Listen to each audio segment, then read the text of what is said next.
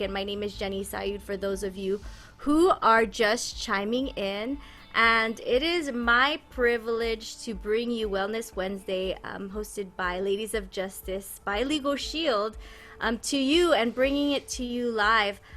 What we do and what our purpose is here is to feature women in not to necessarily feature women in their position, but to feature women in their passion, in what they do in their organization, their business, or at their company, and maybe in their cause. Maybe, we featured a few stay-at-home moms who maybe work from home, and they have just loved to share about how their passion turned into a business or an idea or even an organization, nonprofit or otherwise. But I have really, selfishly maybe, I've grown a lot just for being able to host and connect and really learn the stories of these women prior to us featuring them on Wednesday. And this special guest speaker, hi Ashley, who's joining us today. She's actually, I got to know her through the Patels who are on the line.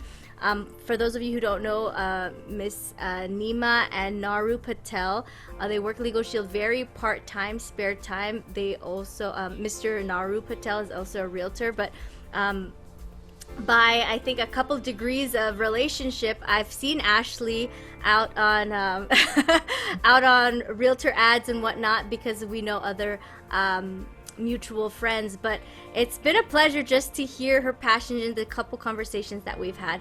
And so I'm gonna explain our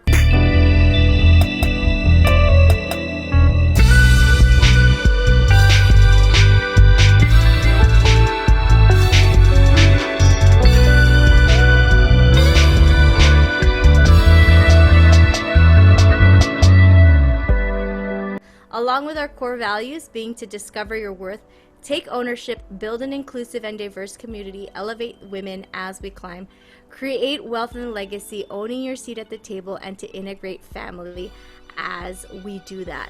And that is who we are with Ladies of Justice. So I'm gonna get out of the way. If you already like what you're hearing, please like and subscribe to the channel and the replay of which you're watching this in, be it Instagram or YouTube, because this is forever going to be on the internet and sharing our hearts really live. I'm going to get out of the way. Ashley, I know you are a leader of an all-women team as well, and even though you have this driving passion and you've created even other ways of passive income, tell us a little bit more about yourself and where your dreams and this vehicle is taking you to inspire and really to connect with those that are listening live and those that are going to listen to the replay. So I'm going to hand it over to you, Ashley.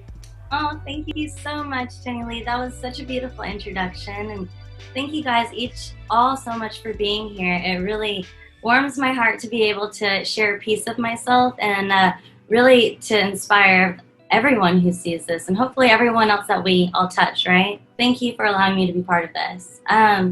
Really, I do want to support women in my real estate team.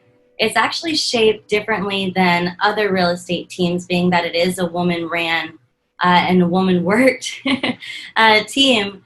Because, of course, women have different priorities, such as children. I'm not saying that career isn't a priority. However, when you have lives in front of you, you got to look at them, right? So it's really kind of factoring in those things that women, have to cater to. So seeing that and how really we have to split our time, that our time is what we need to kind of find leverage for so we can spend it with those that we love. And also those that we need to take care of, whether they be children, parents, friends, anything like that, right? Women, we're usually looked to more as those pillars of nurturers and, caretakers. So with that being said, really the team is for, if one of the ladies wants to spend some time with their families, it's okay. They can let another one of our agents within the team work their open house and still fulfill that duty to the seller that the open house was at the highest level performed.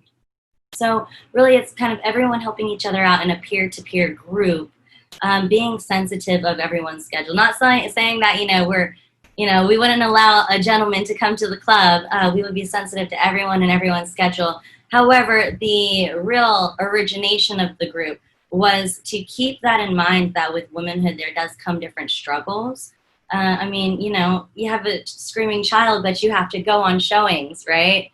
So it's sometimes you gotta, you know, find your balance. So I had a absolutely life shifting year when I was 12 years old, and it really changed me and shook my soul.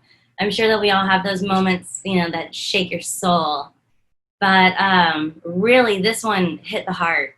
And it really motivated me to want to grow into a person who could foster and adopt children in the world who had nothing to do with their circumstance. My family went through something that was really, really tough, and it was something that was completely avoidable.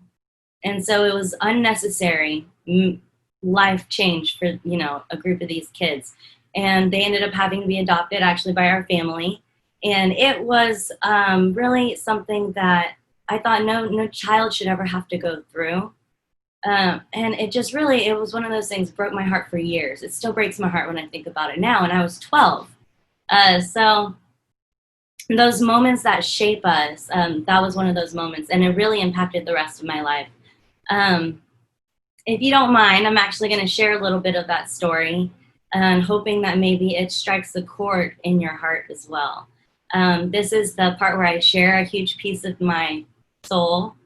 If you guys get teary-eyed, don't worry. I've gotten teary-eyed over it a couple times too. So when I was, when I was younger, I think that maybe a lot of you guys can relate. I come from an international family. I'm first generation American.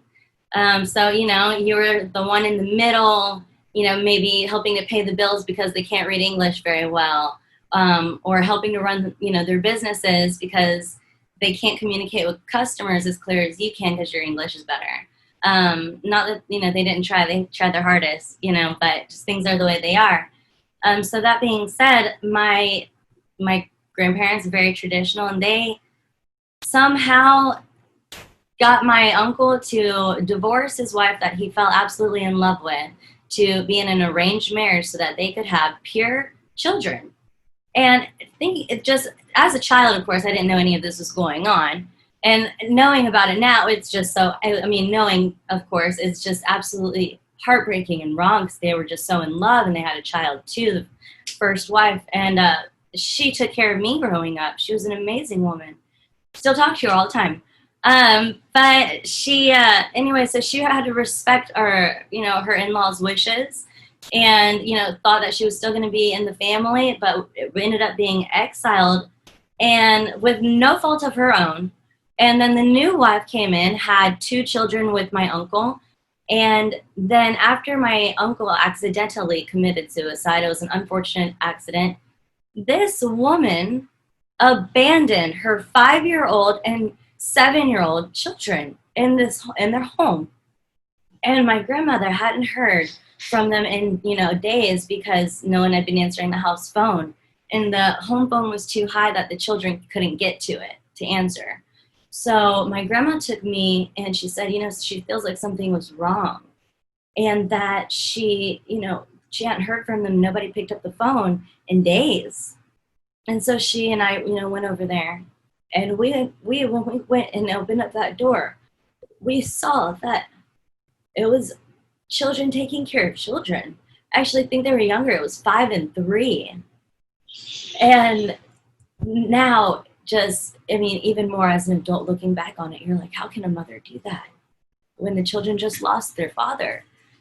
And it was one of those things that was completely avoidable by the whole family. Yeah, anyone could have said something, you know, really even been a woman of justice or a family member of justice and said something. It just broke my heart, you know, breaks my heart still. But they became adopted by my other uncle, because my mother already had 4 kids, and she was a single mom. My father had actually passed that year. And it was one of those really, you know, earth-shaking moments where you realize things about people and how you could have maybe done something. I know I was only a child, but maybe, you know, you could have done something, or, you know, anyway, so I really just realized that no child should have to go through something like that, and it was of no fault of their own. So I wanted to grow into this person that would be a community leader and help women, maybe who feel trapped to, realize that they can take control of their schedule, that they don't need to feel overwhelmed. There is balance. You can find balance. You can find time for everything. There's time blocking, there's asking for help. There's leveraging your time with the other team members. There's all kinds of solutions and, backup plans that we've put into place and contingency situations that we've run through so that if something, were to happen, even maybe you just need a mental break for a day, we understand. That's okay. It happens to the best of us, and it gets us right back on our feet where we need to be. So that it was really a shattering moment where thinking in everyone's shoes, thinking for the children's sake, thinking for our family's sake and what we could have done, thinking of my grandparents' sake, their mother's sake, all of the ways that you go through the scenario and the situation and replaying it is, one of those things that will stay with you. So it changed my life for the better, for the better. Wow, so great. And I know, thank you for sharing your heart on that. I know those kind of events led to certain desires that you have, excuse me, in the future. And that's why you're so passionate and so driven in what you're doing now. Share a little bit about that. So this is actually something really exciting because I've never actually had to have these kinds of conversations before in my life. Never had to actually speak to financial planners and determine a CFO and have a management company technically manage my real estate business that I own and, doing all the taxes. This is just an insane world I've jumped into with the latest success of my business. And I'm actually branching out. I have a couple of other businesses that I'm, reaching into. But I really wanted to empower women right now and anyone listening, actually, because finances has no gender. But I really wanted to share some things that I've recently gotten into and recently learned that I just can't stop from telling the world about. So this is all free information I'm giving you. You guys don't have to pay a financial advisor or a financial planner or anything like that. And neither am I licensed to give any financial advice. I'm just letting you guys know what I'm doing. Of course, I'm sure that you guys have, heard of dividends, right? Where you guys get paid quarterly and you don't have to work necessarily. You just pay for the stock and then over a couple of years continue to let it buy more of itself. And then, eventually really you just end up having like a chunk of $40,000 every quarter from one of your stocks and you have like 10, right? That would be nice. So that, stemmed from an idea that I wanted 100 people to pay me rent. I wanted to own apartment buildings and condos and small apartment buildings. And I wanted to own even parking lots, like for event spaces. I wanted to own commercial buildings, because I saw that commercial spaces, not now, but, they tend to, if you have a reliable customer base, they tend to keep their location a little bit longer than a residence. That being said, I was like, well, that's also a lot of upkeep and maintenance, like a property manager and having to, jump up the rents each, couple of seasons because of the, higher cost for myself is, property taxes and things like that accrue. Having to think about repairs and then maybe what if somebody can't pay their rent? I would feel awful having to kick somebody out, so those situations I really had to consider. And, although, I do see right now for the short term to get money right now, real estate is the best way to go if I wanted to, not because 100, rentals is a lot to tame at one time. So I need to start small. So I'm actually going to be purchasing a property in January. I'm really excited about. It's actually a tiny house custom built on a vacant lot that we chose. So I'm really excited about that. But real estate is amazing, and it's an amazing vehicle to make a lot of money fast if you're looking to invest and you know what you're doing, you know what markets, that kind of a thing, right? I believe that, and 90% of the world's millionaires have become millionaires because of real estate. In some form or fashion, it's in their portfolio. So I do, of course, believe in it, but 100 people to manage for rent and property managers and all that, seems like a lot to deal with, you know? If I want to have all these foster kids and adopted kids and have kids, and I want to have, you know, and I have a puppy and all, you know, all these things, you know, and have a husband, and it would just be a lot to manage, right? Anybody would say the same thing.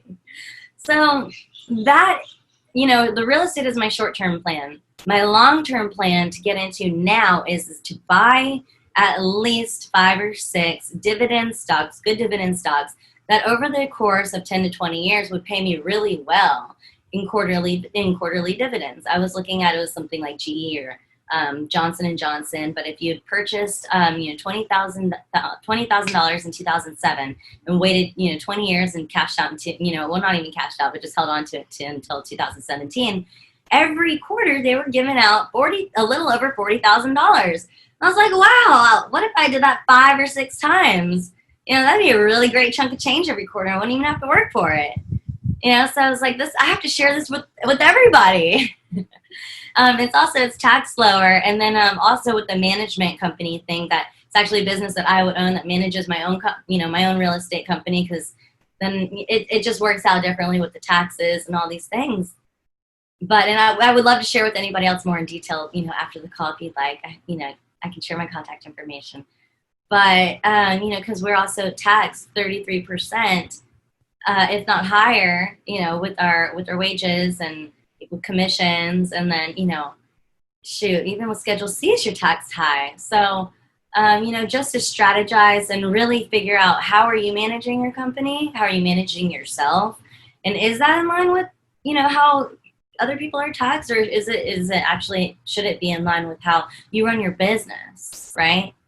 So getting more clarity on that, you know, keeping more money in your pocket for you and your family and your business, because really putting money back into your business, you get the most return on your business than if you were to put it in anywhere else. Am I right? Investing in yourself is probably the best advice I can give everyone, and also being your most authentic self. Fantastic. Wow. I am so glad this is going to be on replay because it's so educational. I hope you all are even tuning in and taking notes. And if not, I will make the replay available to everybody. And let me take a screenshot of all the participants now to remember who to send it to. And if you do want to send it to somebody else, you'll be able to share. But that's just a snippet about what Ashley, you know, you could say, or you could see realtor, but I love getting to know the person behind the position, because that's the passion. That's truly the passion of what it is. And you know, being or aspiring to be a mom, aspiring to be a wife, aspiring to not just have a business, but a passive business in multiple areas.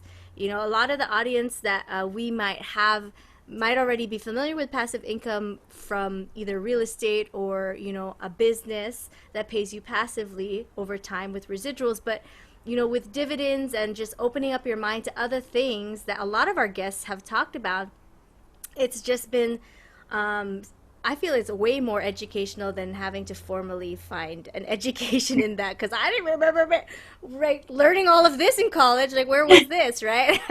in real life experiences. But thank you so much, Ashley. Yeah, if you could just share how people could get a hold of you if they want to chat more, your email and your phone number, the best phone number to get a hold of you at. And it'll be on the edit, it will be available on the screen somewhere here or there, but yeah. Thank you so much. So my name, Ashley, Ashley. If you're curious, my full name, of course, Ashley Murray. But Ashley, Ashley, at agentsofyourdreams.com. Agents is plural, and so is dreams. So agentsofyourdreams.com is my email. My phone number is 808-722-0786.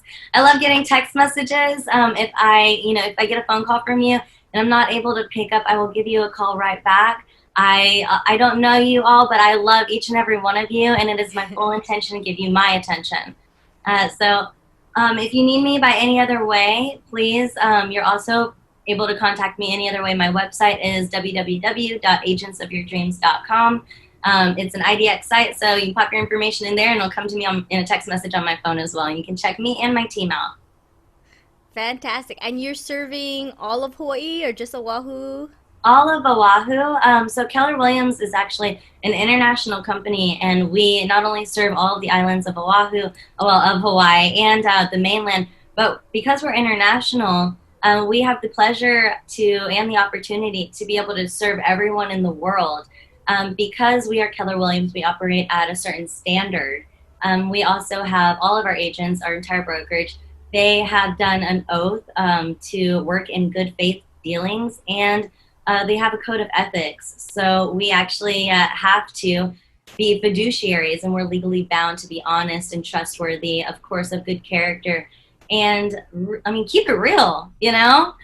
So because of this standard and the way that we operate in our procedures, if you guys need anyone anywhere in the world, I would be more than happy to give a recommendation. What I would do is I would interview them, and then I would send you a couple of choices so you could interview, so that you also like their communication style. Wow, fantastic. I didn't know that about Keller Williams. So learn Yeah. something learn something new every day. Thank you everybody for chiming in.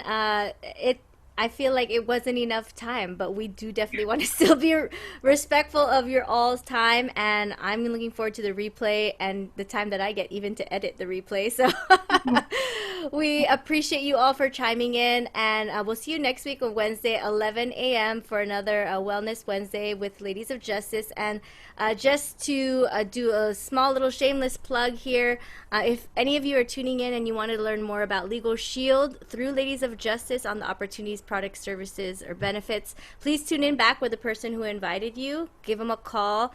They can direct you to another Zoom call that have more details about what it is that we do on the Legal Shield side. And just remember, Wellness Wednesday is more specifically about the women that we're featuring, their stories, their passions, and getting to know who they are so that you in the future would be able to be comfortable enough to recommend them or even chat with them with some of the educational things and the professional or business things that they're sharing, to widen the spectrum of your, I guess you could say, Rolodex, if that's a I hope everyone knows that reference, what a Rolodex is.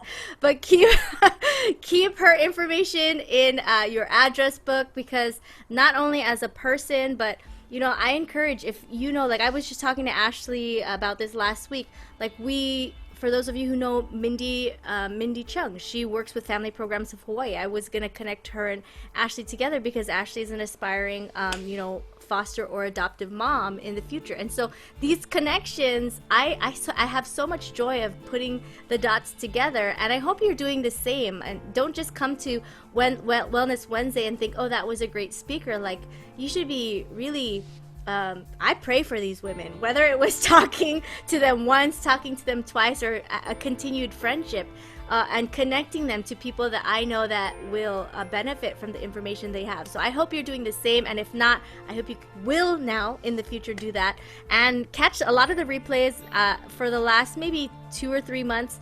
I have on our YouTube channel, if you didn't know, it was Emson and Jenny. I think just Emson and Jenny now, but I will link that in the description of this video. I'll also put that here on the screen so you guys know, and share the video, because it's not about not just the mission and the cause of what Ladies of Justice and Wellness Wednesday does, but it's these mission and causes of these women that they're sharing their hearts, they're becoming and being very vulnerable, which I love and appreciate. And I'm so surprised I didn't cry today, guys. Aren't you proud of me? Because I usually do the ugly cry. But what a heartfelt story. And thank you again so much, Ashley. We hope to see you all tuning in again next week or seeing you on the replay. Again, my name's Jenny Sayud. We appreciate you with Ladies of Justice Wellness Wednesday. Aloha, bye, everybody. Thank you so much. Mahalo, Ashley. God bless you. Thank you. Oh, Thank you, Ashley. Mahalo, aloha. Aloha, Thank ahui you. ho.